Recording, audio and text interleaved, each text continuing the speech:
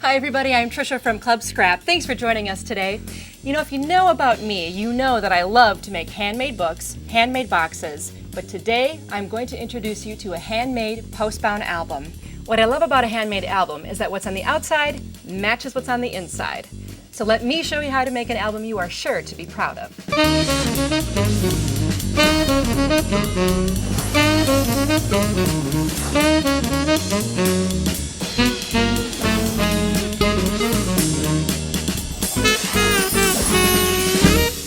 Well, let's start by going over some of the things you're going to need to make your postbound album. What I have here are some pre-cut papers that are printed on one side and they'll be plain on the other. So let's just kind of lay out our album in the way it will actually be assembled. Here we have our back cover, so I'm going to lay this here. And our front cover has two separate pieces that will go side by side like this. So here we have our front and back covers. And then we need to be using some boards to stabilize the album. These are actually 8x8 album boards, so they are a little bit larger than your 8x8 protectors, and they're 1/8 of an inch thick, so they're very, very heavy. And then we also have some pre-cut, pre-drilled spine pieces. This is what helps the album function and open and close easily.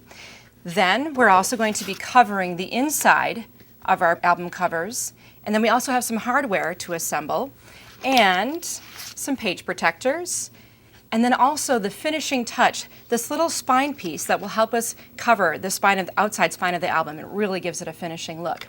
For my back cover, I've already started by drawing some guidelines for placement of that book board. I've used this grid ruler to help me easily find 3/4 of an inch in from the edge, and I'm going to line it up carefully from top to bottom along the 3/4 inch line, and then I've made a mark. And I've done that on all 4 sides.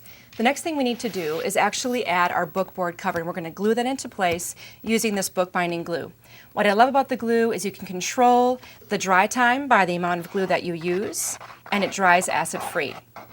What I'm doing is covering the board with bead lines of glue, and then I'm going to take a brush and spread the glue from the center to the outer edges. By doing that, my glue will not pool in the outer edges, but the entire board will be covered.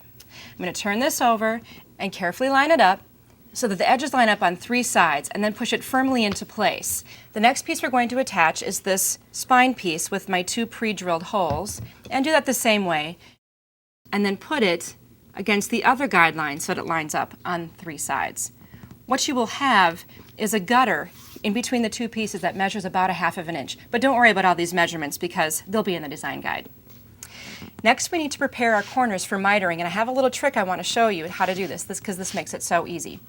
The grid ruler is 1/8 of an inch thick. The book board is 1/8 of an inch thick. All I need to do is rest my ruler perpendicular to the table at a 45-degree angle from the corner of our book board, and I'm going to draw a line. And I'll do that on all 4 sides. Next, we'll take a scissors and just cut that corner away. You know, I have found that many times a person who's new to bookbinding doesn't really know exactly how much paper to leave on the corner, and this is just a way to ensure that you have enough. Now that we have our corners trimmed, I'm going to use a bone folder to pre-wrap this paper. Now the paper is an 80-pound cover weight, so it's a little bit heavier, and therefore I want to make sure that the paper understands where it needs to stay. So again, I'm just bringing it up and then bringing it over and using that bone folder to secure the paper around the corner. You also want to make sure that you don't have a gap between the edge of your book board and then your paper as it's wrapping around. Make sure it's nice and tight in there, and then you won't have any unsightly wrinkles that we don't want on our beautiful album. Okay, now that our flaps are prepared, we're going to add the glue. So one of the things that you want to keep in mind is never put the nozzle of your glue right into the corner. Always start about 1 inch down because then the glue won't pool into the corner. I'm going to glue the long flaps in place first. I'm going to press it down with the edge of my bone folder until it stays in place. Now I'll do the other long flap with the glue that still remains in the tip of my brush.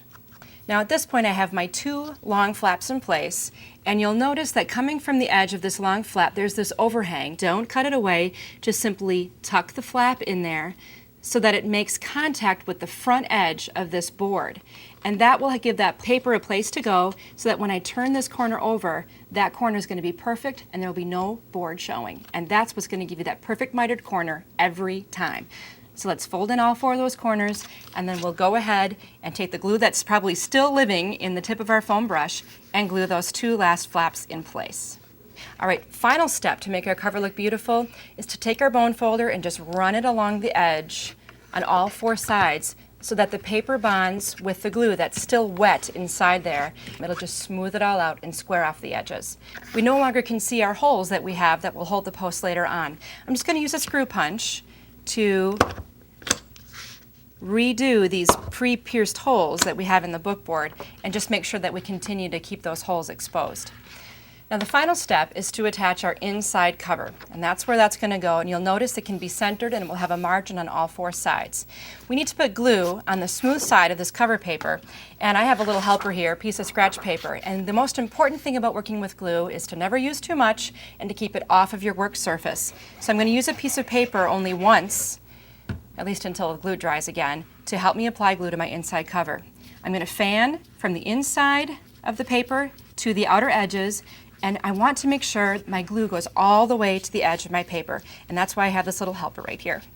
I'm going to carefully pick it up, and I'll set aside my scrap paper and bring my cover back onto the scene here. When we attach the inside piece, we're going to start from the side that doesn't have the holes. We're going to start on the far edge of the album and just lay it down on one edge, and then you'll check that you're centered from top to bottom and that you have a matching margin on that edge. Then I'm going to lay it down, I'm going to work the paper over to this side. Now as I do that, I have that 1/2 inch gutter I need to deal with. So that's right here. Once I get there, I'm going to use the pad of my finger and just push the paper gently down into that gutter. Look at this. When I bend, my cover will perform exactly as it needs to. At this point I need to make holes again, so I'm going to bring in my cutting mat, flip it over to where I can see my pre-pierced holes, and go ahead and do another drill all the way through, and now my back cover is ready. For the front cover, we're going to be using two pieces, the printed on one side and plain on the other. Now I've already gone ahead and I've drawn some guidelines, the same ones we did like for the back cover, except they just cross over two pieces that have been put together, 3/4 of an inch on all four sides. Now I'm going to make a mark that's actually 2 inches in from the edge, just like the paper will be. Just like this dark teal paper will go 2 inches off the edge. That's where my line's going to go, and this is going to help me determine a gluing area for this part of my board. To do this particular technique, I start out by putting my bead lines of glue in place, and my foam brush has a tip on it, a very fine tip. I'll pick up some of the glue, and I'm just going to run the tip of my brush along that line that I made, all the way from top to bottom. Once I get the line drawn, I'll fan the glue to the outer edges of the cover. Now, because we've drawn our guideline, I can just turn it over and place it, again, lining it up on 3 sides along those guidelines. So I'm checking at the bottom, the side, and the top. The amount of glue will allow me to make minor adjustments, push it into place, and if all went well, when I turn this over, look at that. Look at how that piece is just sitting on there perfectly, and this area just needs to get glue. You'll do that the same way. Take the tip of your brush, run it right along the edge like that, and then we'll place this piece in perfect alignment with the other. And then this will be ready to go. Let me show you how that finished cover is going to look. So here's my finished front cover. The printed paper is on the front side, the inside paper is in place, the flaps have been turned, the corners have been perfectly mitered, and those holes are punched. Let's put our album together. This is really easy to do at this point. We've got each of our covers, the front and back, and then we also have this little spine piece that we have, and it has pre-scored lines, so I can just fold on those lines, and holes are already punched in here as well, so this is going to be ready to assemble very quickly. That will go right about there. We have some page protectors we're going to be adding, and of course we need our hardware. So here we have 2 posts. I'm going to start by putting a post right here into this one spine piece, and then I'll bend it back so they're sticking straight up. Next, I'll add one part of my spine piece into the pre-drilled holes.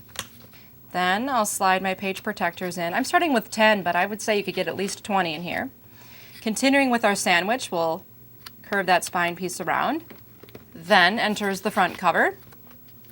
I'll bet you're thinking this is way easier than I thought it would be. I'll screw, and now my album is complete. Wasn't that easy? Now let me show you some other great variations. So once you've assembled your album, you can decorate it however you wish. In this case, I just simply stamped the title of the album right in the outside corner, which is something you can't necessarily do with albums that you purchase yourself. The ones you make, you can do however you want. And then, of course, what's inside is all about Aiden.